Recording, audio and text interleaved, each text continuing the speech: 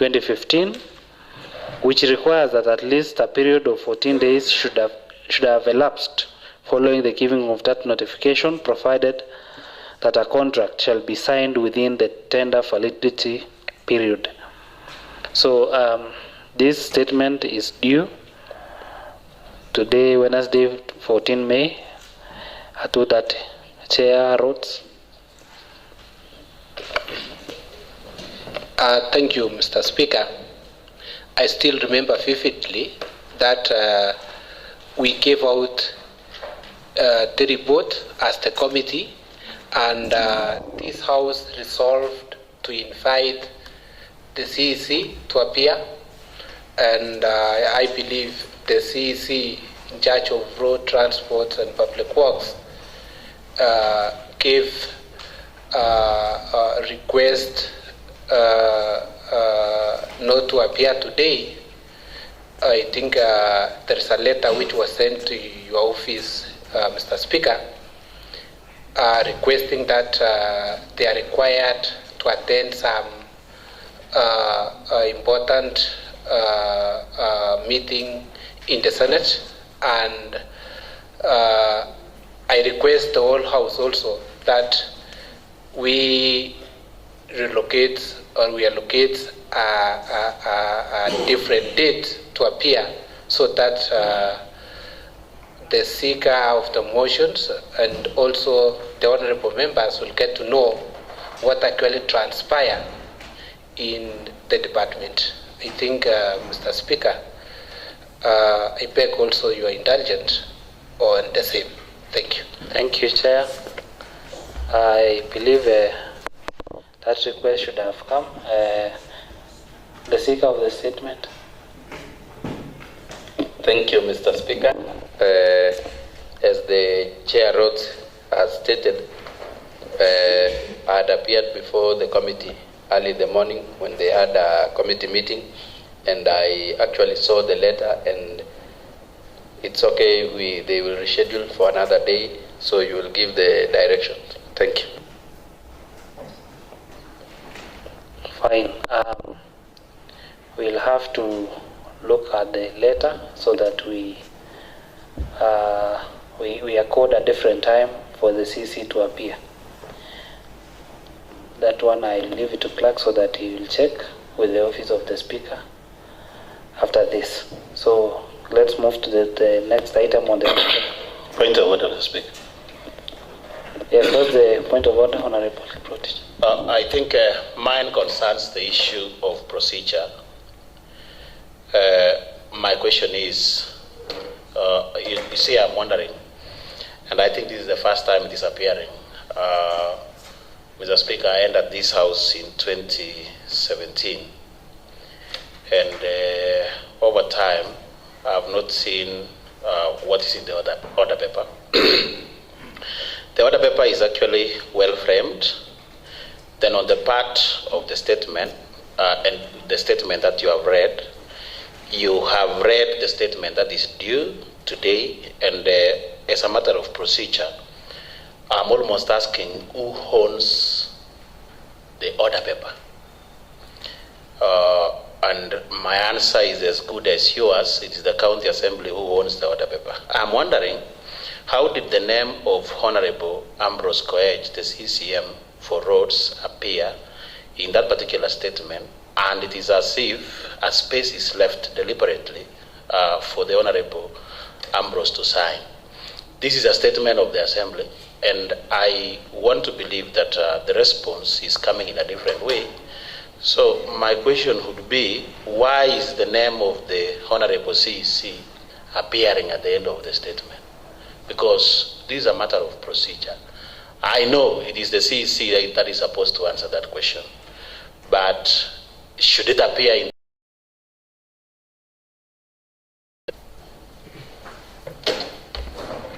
Thank you for that. I believe Standing Order 24A and 45(6)E of the County Assembly Standing Orders, I believe, allows the CECs to appear before this House to respond to issues that have been raised. under the questions and statements. I believe that is why the name of the CC, Roads, Public Works and Transport, Honorable Ambrose Koech, is appearing here. As we are all aware, he was due to appear before the floor of this House this afternoon. But I think if there is any other information different from that, then we'll communicate during the next sitting. Clerk. Mheshimiwa Spika, pia mimi nasimama kwa hoja ya nidhamu kuuliza uwajibikaji ya mawaziri ya county kwamba ni gani iliyo na uzito wao wamepitishwa hapa, wanastahili kuchangamkia swala gani, lile la kwenda seneti ama lile la kuwa hapa? Kwa sababu Mheshimiwa Spika, kwangu mimi naona hapa ni nyeti. Iwapo wao watasema wana jukumu ingine kubwa kuliko kutujibu sisi wenyewe haswa, mimi naona hapa ni kama tunatelekezwa kiasi. So kwenye kipengele hicho, iwapo yeye ameandika, yeye amejibu kwa maandishi kama vile katika Injili ya Luka, mimi ni Mkristo Mheshimiwa Spika, Luka katika kuweka taarifa yake alisema yeye ataeleza yake kwa maandiko. Sijui kama kwa mesa yako umeridhika kuona waziri wa barabara kwamba hayuko hapa na jinsi alivyoandikiwa kwamba anastahili kuonekana leo kujibu maswali yanayohusu kitengo chake. Mheshimiwa Spika, tuelekeze kama umeridhika wewe mwenyewe kama mwenyekiti. Thank you. Ile utusomee barua ile umeandikiwa. Mheshimiwa Pushene, allow me to state this that members, as we are aware, we passed on this House a law that allows the CCs to appear, and we shall maintain that every other duty of the CCs also is to respond to issues that affect the people of this county. And so it is upon the leadership of the House, the majority leader should be in touch with the executive in responding to issues that have been raised before this House. And so I direct that we'll check the letter immediately after this so that we guide the House accordingly. For now, I'll direct that we allow the proceedings to continue. Point of order, Mr. Speaker. What's the point of order? Lango pia nimesikia kwa makini vile mheshimiwa aliyeuliza maswali alisema ya kwamba yeye alihudhuria mkutano na akakubali kabla hajafika hapa. Swali langu ni hili, yeye mheshimiwa ni gani ingetangulia, akubali kabla hajafika hapa, ni kama alikubali kabla hajafika hapa? Na ingekuwa vizuri utuelekeze mheshimiwa Spika kwamba mheshimiwa anapaswa na hoja yenye alileta kwa bunge hili, angengoja akuje akubali hapa. So mheshimiwa Spika, ni kama alikubaliana kabla. So tungetaka kujua kwa sababu bunge hili ni mwenye kutoa direction na alafu tungetaka tu kujua kulikuwaje. Point of order, Mr. Point of Speaker. order, Mr. Speaker. Order. Point of order. Members, Just to say something concerning what Honorable Bushene has said. proceed. What Honorable Bushene has said is actually very valid and very right, especially in the auspices of our standing orders. Once when a member is seeking a statement and it has not been read in the House, that is, it has not been approved by the Speaker and the Clerk of the County Assembly, it is still private. The moment it is read in this House, it becomes the property of the House and no longer the private statement of the statement seeker. So what Honorable Bushene is actually asking, he is right. It is as if there is a collusion somewhere that has been done so that the member withdraws a statement. It doesn't belong to him anymore. Despite the fact that it belongs to his ward, but why is it that it requires a quorum for us to process this event? If it was a private thing, then it did not even require a quorum for us to sit here. So Honorable Bushene is very right, and maybe you need to dig deep into this aspect. Point of order, Mr. Speaker. Members, Chair, kindly be seated. As I've stated earlier on, it's only until we read through the letter that is when we are able to clear on this matter. I believe without stating what could have happened, I believe the committee was right also to consult the member, because that was a statement seeker, and to just consult on the dates, but not now to discuss on the matter that is affecting the whole House. Maybe just to close, the Chair. Thank you, Mr. Speaker. I wanted to make some clarification, Mr. Speaker. One is I don't want to contribute on what you have actually ruled, but Mr. Speaker, the seeker of the motion appear in my committee. The seeker of the statement appear in my committee as the chair. We didn't discuss the statement or the report of the committee. What Honorable Danselt agreed with us is to postpone the invitations of the CEC to appear in the plenary. That is what he said, Mr. Speaker. And we accepted as the committee and the whole House. I requested this House that let us consider the request of the CEC. That's in order, Chair. Point of order, Honorable Speaker. What's the point of order? I am seated here, Honorable Speaker, and I don't know why this House is being taken in circles. The issue at hand, Honorable Speaker, was discussed in a session last week, and the decision to invite the Honorable CC was reached after the Speaker ruled that we invite the CC, the County Executive Committee member, for roads. I don't know now why the Honorable Chair is speaking as though the committee are the ones who made the decision to invite the CC. I think we need to clarify issues here, unless maybe there are two questions that we are dealing with. But this issue was dealt with last week, and the ruling to invite the CC was done last week. So for the chair, the Honorable Chair, to insinuate or to say that they reached the decision to invite the CEC after consulting the statement seeker is, I think, we're throwing us off. Point of clarification, Mr. Speaker. Point of clarification, Mr. Speaker. If you allow these members to drive you, I have not allowed you the right to speak. Kindly be seated. Thank you, Honorable Speaker. Point of information, Mr. Speaker. Please be seated. Point of information.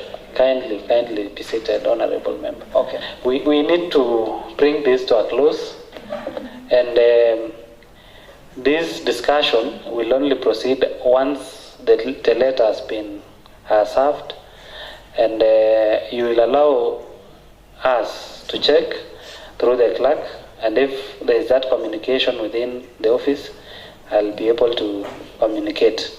Meanwhile, kindly let us allow the session to proceed, and further guidance will be read out in due course. Clerk. Order number 8, motion. Leader. Honourable Speaker, I beg to move the following motion that this County Assembly notes the report on the County Assembly delegation visit to the Surai Kund Mela exhibition in Haryana, India from 7th February to 15th February 2025. Honourable Speaker, the following members were in the delegation to India. 1.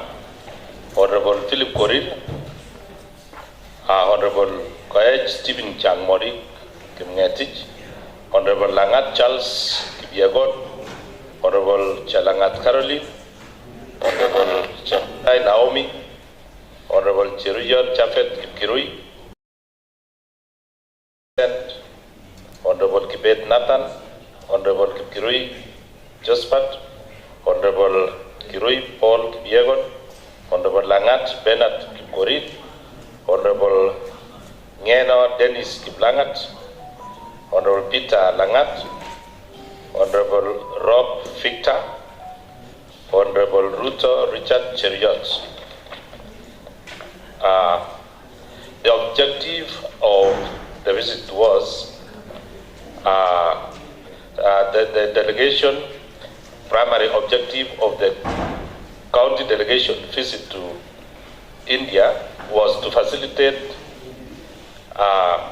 exhibition, was to facilitate cultural exchange and explore avenues for economic collaboration in creative and tourism industries. By engaging with artisans, performers, and exhibition from India and other participating countries, the delegation sought to gain deeper insights into traditional craftsmanship, textile production, and cultural heritage preservation. This interaction aimed to inspire and inform local artisans back home, fostering innovation and quality enhancement in the county's own creative sector. Additionally, the visit provided an opportunity to explore trade and investment opportunities, particularly in handicrafts, textiles, and cultural tourism, by networking with industry leaders, business stakeholders, and policymakers. The delegation also assessed India's thriving medical sector, particularly in New Delhi, to explore potential partnerships for healthcare advancement, medical training, and technology exchange that could enhance medical services in the country.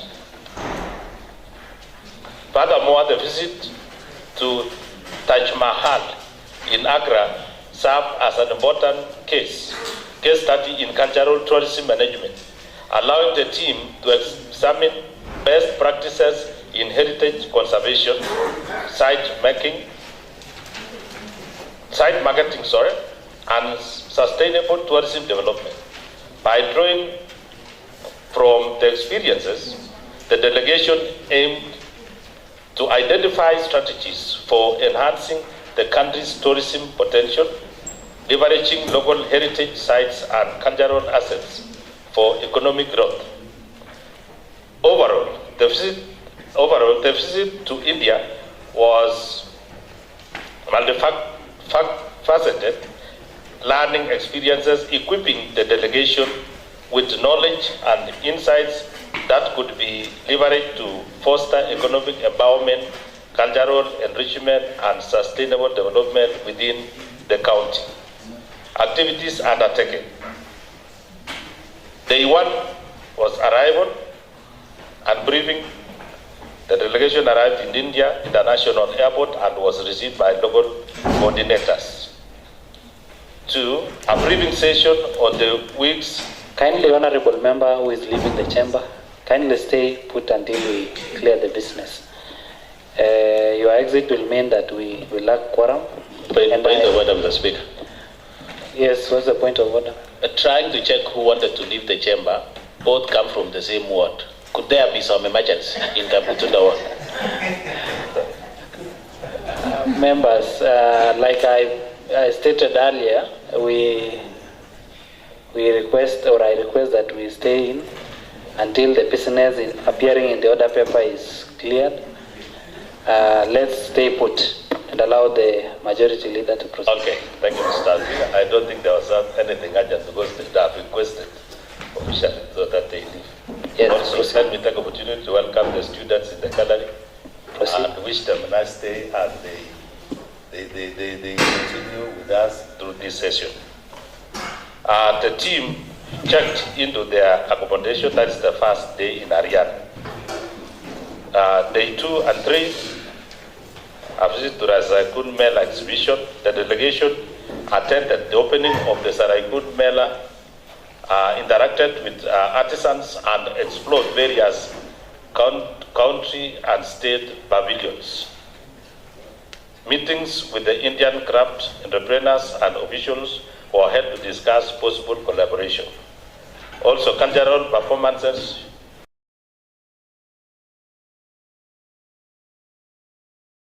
facility visit in New Delhi.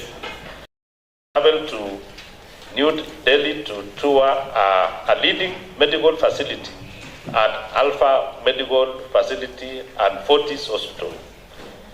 Meetings with healthcare professionals focused on medical best practices, infrastructure, and areas of potential collaboration. A short visit to India Gate and Rajpath was undertaken. And at this medical facility is where some of the members got treatment, and they are now doing well. Final day at Saraikund Mela and Reflection. The delegation revisited the exhibition for final networking and collection of materials. A review meeting was held to discuss observations and preliminary recommendations. Day 6, visit to Taj Mahal in Agra. The team took a day trip to Agra to visit the Taj Mahal and Agra Fort. A briefing on heritage tourism and its impact on the local economy was provided. Departure, that is day 7. The delegation departed for Kenya with key learnings and materials for further action. Findings. During the visit, the delegation gathered valuable insights across multiple sectors, highlighting opportunities that could be leveraged for the country's development. The key findings are as follows.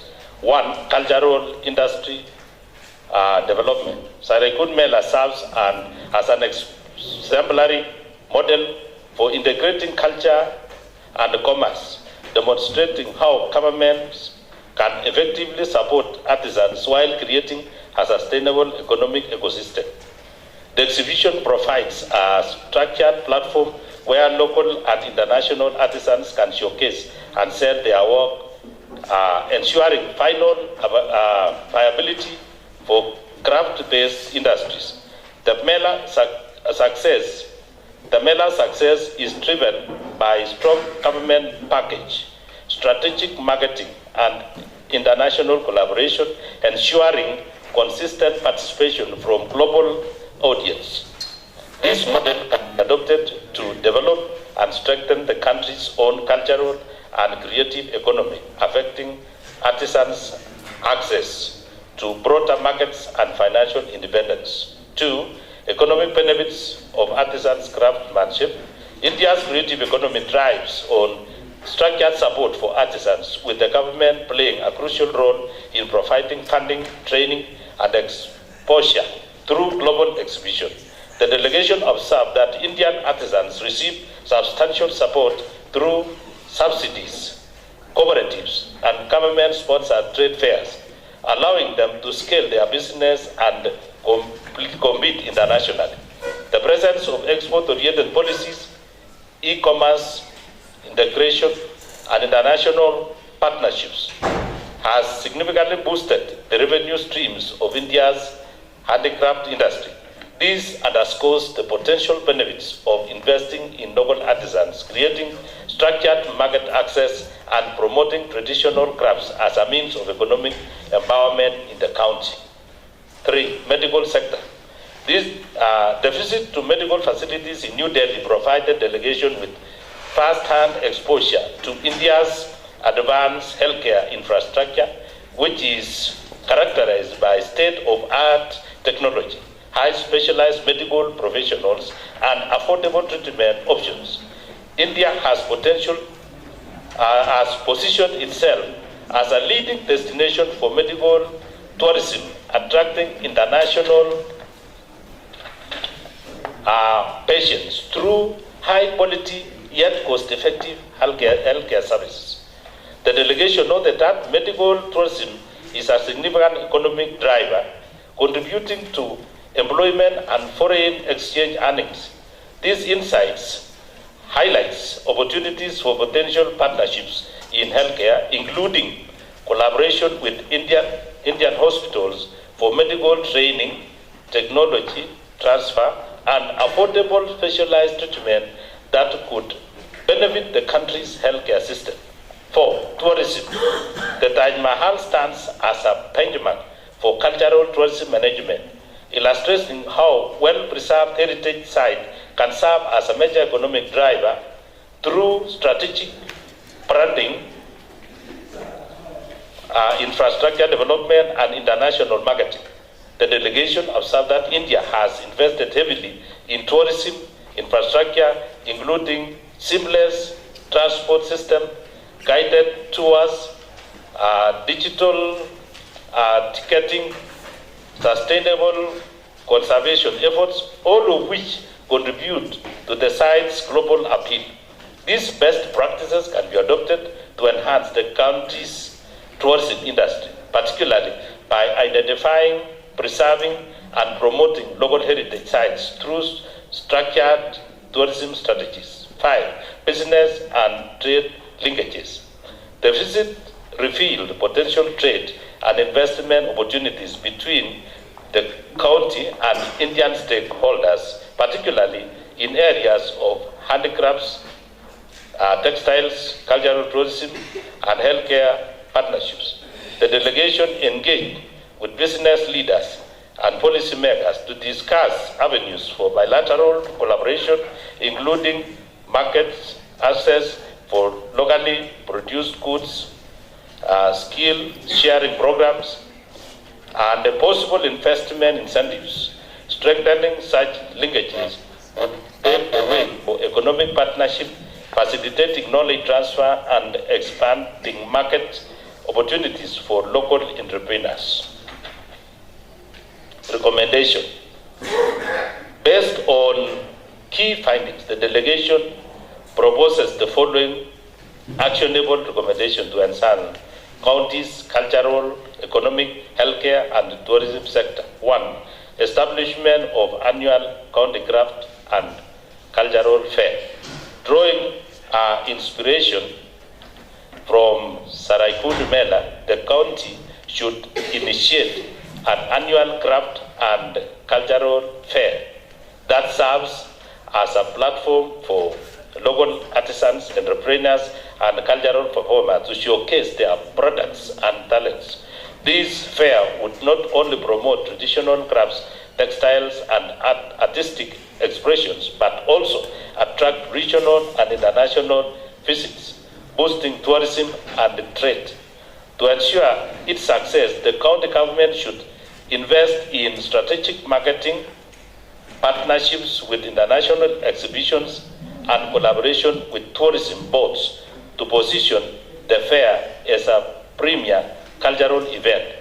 Infrastructure development, including designated exhibition spaces, networking forums, and business-to-business engagements, would further enhance the event's impact and long-term sustainability. 2. Support for artisans and handicraft exportation. To alleviate a country's creative economy, it is essential to establish structural support programs for artisans, including training, funding funding, and access to export markets. Drawing lessons from India's model, the county government should facilitate skill development workshops, financial grants, and cooperative societies to empower artisans to scale their business. Additionally, efforts should be made to streamline the exportation process by setting up trade agreements, e-commerce platforms, and participation in international craft fairs. Establishing a county-led branding initiative for locally made handicrafts and made in Bomet also enhance global recognition and increase export opportunities. 3, enhancing healthcare collaboration. Given India's advanced healthcare sector and thriving medical tourism industry, the county should explore collaboration with leading Indian hospitals and medical institutions to improve local healthcare services. Exchange programs should be established to facilitate specialized medical training for healthcare and professionals, allowing them to gain expertise in advanced treatment, surgical procedures, and innovative healthcare technology. Kindly summarize, Honorable. Investments, I'll be very brief. Investment in heritage. The successful tourism model of Taj Mahal underscores the potential strategically investing in cultural heritage to boost economic growth. Then 5, policy formulation. To ensure long-term success in art, culture, tourism, and economic development, the county government, the relevant departments must develop policies that support, regulate, and the creative industries. Then finally, conclusion. The official visit to India was highly enriching and insightful experience, offering the delegation a first-hand opportunity to study successful models of cultural promotion, economic empowerment, tourism development, and healthcare advancement. Honourable Speaker, I beg to end there that the visit was good and the members who visited the country really learned a lot, and I think this will be placed in the subcommittee so that members can assess from there. I therefore beg Honorable Nathan to second.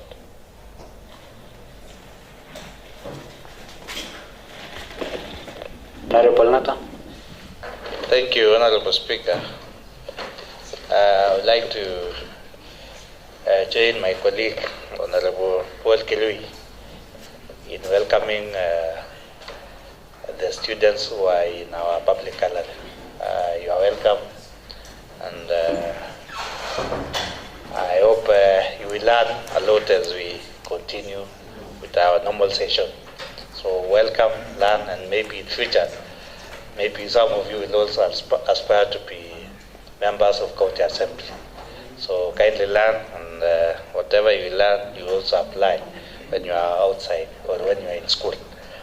Honorable Speaker, I'm rising to second the motion moved by Majority Leader Paul Kirui.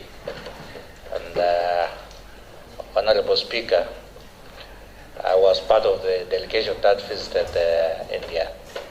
And when I was there, Honorable Speaker, I realized that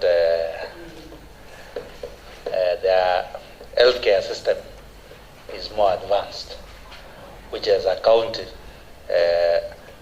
we also need to enhance our healthcare so that we attain where they are. Because I remember most of the members that we visited there had an opportunity to be treated in that in most of the hospitals in that country, Honorable Speaker, which I think we should also do the same. We should enhance and maybe have a partnership with them to ensure that we do such treatment here in Bomet, because currently we have Longisa Hospital. We have the mother and child, which is coming up. So we should maybe work in partnership with India to ensure that we have a better healthcare in our county. Honorable Speaker, when I was there also, I also realized that as a county, we need to enhance our cultural activities. Honorable Speaker, our cultural activities can be a source of income. Because when we were there, of course, the country also were benefiting by getting a revenue. So as a county, we need to enhance our cultural activities to ensure that also we get revenue out of it. Honorable Speaker, we should also, as a county, encourage craftsmanship, which would be a source of income also to our people. I remember, Honorable Speaker, when I was a young boy, we used to have our local output, Honorable Speaker, which nowadays I don't see. So maybe we should encourage that our own mothers from around maybe to continue crafting our own output, which in our mother tongue was T-shirt, something like that. We should encourage them to be doing that so that we also get source of income out of it, Honorable Speaker. When I was there, Honorable Speaker, I also noticed that their security is more advanced as compared to our own. So we should, as a country and as a county, maybe we should also, that, Honorable Speaker, we as a country also, there are some things that I think we are ahead of them again, Honorable Speaker. Like the discipline maybe when driving vehicles. When I was there, I noticed that there is no indicator, Honorable Speaker. The only thing I could hear was hooting everywhere, which was also a source of noise pollution, Honorable Speaker. But in our country, at least, I can also say we are more advanced in that because the hooting is less, and we are more disciplined when it comes to maybe using indicators. Again, Honorable Speaker, I happen to have taken their tea, which was very sweet, Honorable Speaker. So as a county, because we have so many tea factories in our county, I think we should work on maybe doing value addition so that we also have the quality tea in our county. Otherwise, Honorable Speaker, I second. Thank you. Thank you, the mover of the motion and the seconder for that elaborate report. Lonely challenge those who have not been to India, maybe to consider planning for a visit very soon. With that, I want to propose that this county assembly notes the report of the county assembly delegation visit to the Suraj Kund Mela exhibition in Haryana, India from February 7th to February 15th, 2025. I also wish to put a question that this county assembly notes the report of the county assembly delegation visit to the Suraj Kund Mela exhibition in Haryana, India from February 7th to February 15, 2025. Will as many as are of a similar opinion say aye? Aye. Will as many as are of a contrary opinion say nay? Thank you. Members, I would like to acknowledge a delegation from Kabaruso Secondary School, that is in Kembu Ward, that comprises of 1 teacher, 3 teachers, 1 support staff, driver, and 62 students. On behalf of the Speaker and the entire Assembly, I want to welcome you to this County Assembly of Bomet. Take your time and space to learn and maintain silence throughout the proceedings of this House. Maybe very briefly, I'll only allow the Chair Education, very briefly, to just say a word of welcome to the students. Thank you very much, Mr. Speaker, for the opportunity to welcome the learners who are in the County Assembly today, this afternoon. Mr. Speaker, I want to welcome them in a special way as they are children from or within Bomet County, Mr. Speaker.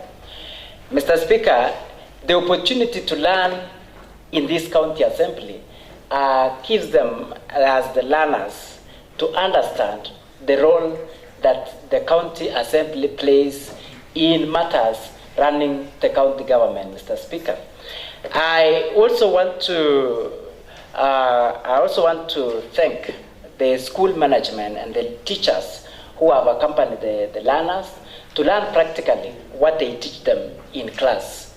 I want to believe that by the time they leave this county assembly, Mr. Speaker, they will have learned what they've been reading in books, and they would have seen practically what we do here. Mr. Speaker, just a privilege to tell the learners that what we do here at the county assembly is purely oversight. That's the first. Various wards from as members of the county assembly, and there are members here who represent special groups and special interests. Mr. Speaker, we also budget from this end, Mr. Speaker, and we legislate. We do legislation, policies that affect the executive. Mr. Speaker, as I end, I want to inspire them that they can be anything that they want to be in their dream, Mr. Speaker. I want also to tell them that the members seated in this august house, Mr. Speaker, were once students, and the difference is only time. We are inspiring them that one day, one time, they will be here, they will be somewhere as leaders of this great county or the country. Let me end there, Mr. Speaker, and say that they are welcome. Thank you. Thank you. The Chair, Committee on Education, Vocational Training, Colleges and Youth and Sports. You have done well to welcome the members. Clerk. Mheshimiwa Speaker, nipatie nafasi kwa hoja ya nidhamu. What's the point of order? Mheshimiwa Speaker, ukiangalia kipengele cha 49 kifungu cha kwanza. Members leaving.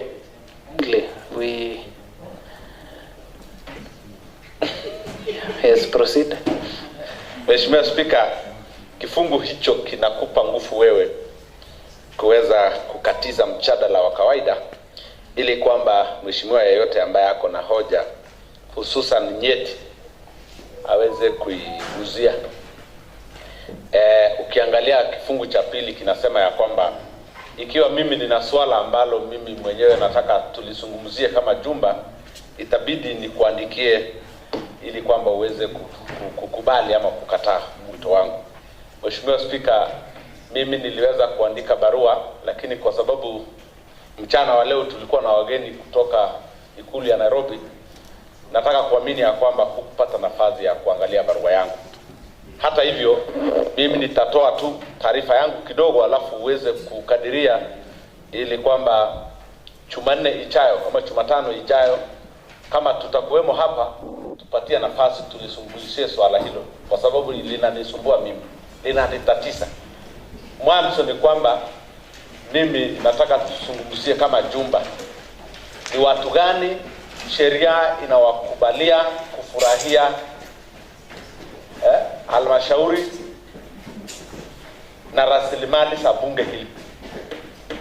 Mheshimiwa Speaker, utaangalia ya kwamba historia inatuonyesha ya kwamba kila tukipata wageni ambao kwa mabano mimi naweza kuwaita mashuhuri, sijui kama tunafurahia kupita kiasi, tunawapatia nafasi ya kulitumia jumba hili ambalo kwa hakika limetengewa waheshimiwa ambao wamekula kiapo.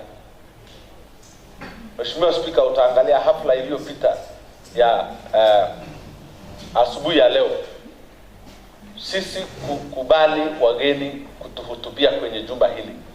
Sheria inasema Speaker, Mheshimiwa Speaker, Mheshimiwa Gavana na Mheshimiwa Seneta peke yao ndio wanaweza kuhutubia wabunge hapo. Lakini Mheshimiwa Speaker, ukiangalia mpaka magafani ya kuegesha magari, ukiangalia huko siku hizi ni kama mnada. Ukiangalia jinsi tunavyotumia rasilimali za bunge hili, kwangu mimi nasikia kutatisika, kwa sababu kuna haja. So mimi naomba nafasi, kama ungekubali, kama barua yangu ingekubaliwa awali, ingekubali uangalie kipengele cha 49 na utupatie nafasi tuongee kuhusu ni nani anaweza kupewa nafasi ya kusitumia rasilimali za nyumba hili ipasavyo. Naomba nikomee hapo, Mheshimiwa. Thank you, Honorable Kipchirchir from Kipsonoi Ward. You have raised a very key concern, which has been noted, and it will be acted upon at the office of the Speaker. Kindly be advised. Yes, what's the point of order, Honorable Pushene? Mr. Speaker, I just want to comment on and inform Honorable Peter on what he's saying. He should be ready to write a letter, and then you will direct that the House Privilege Committee to sit and discuss, because I'm a member of House Privilege Committee, and once I raised that there are a lot that should be done in this compound, including the parking area and many other areas that the standing order allows members to enjoy. Mr. Speaker, I think that issue should be addressed by that privilege committee. Honorable Pushene, if I got it very clearly, the member from Kipsonoi has clearly indicated that a letter is already done and is been received at the office of the Speaker. So allow it to be acted upon, and it will be committed to the relevant committee. Kindly. Please, in the interest of time, honorable member, as you are aware, the sittings of this House need to be concluded within the allowable time. Kindly, the Majority Leader. Honourable Speaker, I beg to move the following procedural motion that, notwithstanding the resolution made on 11 March 2025 at 2:30 p.m.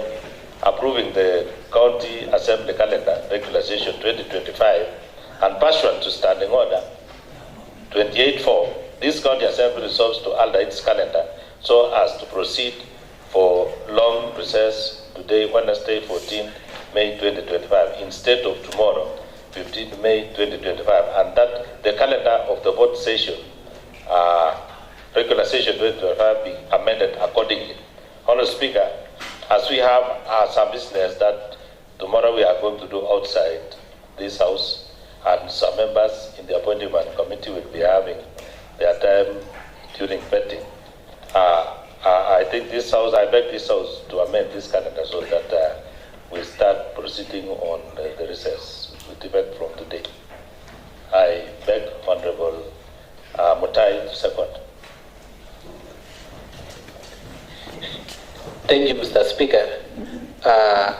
We wish also to second on the procedural motion moved by the Majority Leader on to alter the calendar so that, Mr. Speaker, we have some other commitment, we have some other official duties assigned to various committee.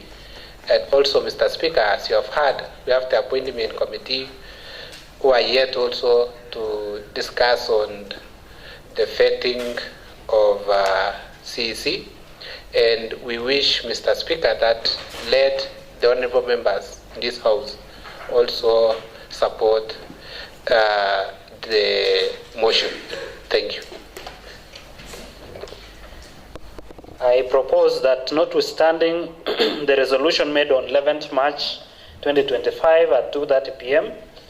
approving the County Assembly calendar, regular sessions of 2025, and pursuant to Standing Order 28-4, this County Assembly resolves to alter its calendar so as to proceed for long recess today, Wednesday, the 14th of May 2025, instead of Thursday, 15 May 2025, and that the calendar of the 4th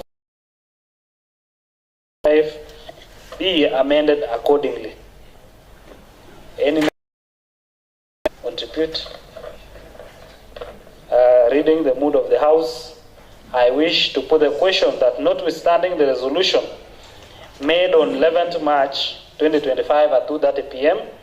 approving the County Assembly calendar, regular sessions of 2025, and pursuant to Standing Order 28-4, this County Assembly resolves to alter its calendar so as to proceed for long recess today, Wednesday, 14th May 2025, instead of Thursday, 15 May 2025, and that the calendar of the fourth session, regular sessions 2025, be amended accordingly. Will as many as are of a similar opinion say aye? Aye. Will as many as are of a contrary opinion say nay? The ayes have it. Yes, Majority Leader. Thank you, Honourable Speaker. I beg to move the following procedural motion that notwithstanding the resolution made on 11 March 2025 at 2:30 p.m. approving the County Assembly calendar regular session and pursuant to Standing Order 33C, this County Assembly resolves to sit on Tuesday, 20th May 2025 at 2:30 p.m. Though tomorrow we are adjourning today, we still have another urgent business that we request this House that we have a sitting on Tuesday so that we dispense. Kindly, members, we request that we support this motion so that we have this sitting on Tuesday to suspend a business that is very urgent to be done on Tuesday. I therefore request Honorable Eric to second. Honorable Leader, Have a copy. Honorable Speaker, I stand to second the motion moved by Honorable Majority Leader that the County Assembly sits on Tuesday to dispense on the important matter at hand. And Honorable Speaker, we appreciate the fact that this Assembly once in a while has a very important business that has to undertake. And Tuesday being one of those days, we want to urge honourable members to be available so that we are able to dispense on this matter. Honourable Speaker, I second. Thank you, the mover of the motion and the seconder. Members, as we are aware, this is a House of Rules and Procedure, and this is necessary. I wish to propose that, notwithstanding the resolution made on 11th March 2025 at 2:30 p.m., approving the County Assembly calendar regular sessions 2025, and pursuant to Standing Order 33C, this County Assembly resolves to sit on Tuesday, 20th May 2025 at 2:30 p.m. Any member wishing to contribute? I now put the question.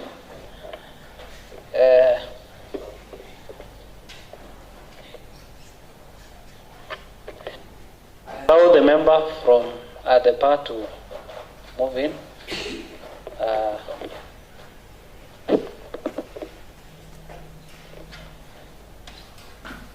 I hope we now have the quorum. I now put the question that notwithstanding the resolution made on 11th March 2025 at 2:30 p.m. approving the County Assembly calendar regular sessions 2025 and pursuant to Standing Order 33C, this County Assembly resolves to sit on Tuesday, 20th May 2025 at 2:30 p.m. Will as many as are of a similar opinion say aye? Aye. Will as many as are of a contrary opinion say nay? The ayes have it. Clerk.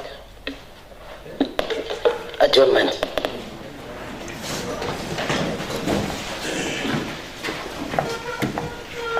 Members, there being no other business in the order paper, this House adjourns to Tuesday, 20th May 2025 at 2:30 p.m.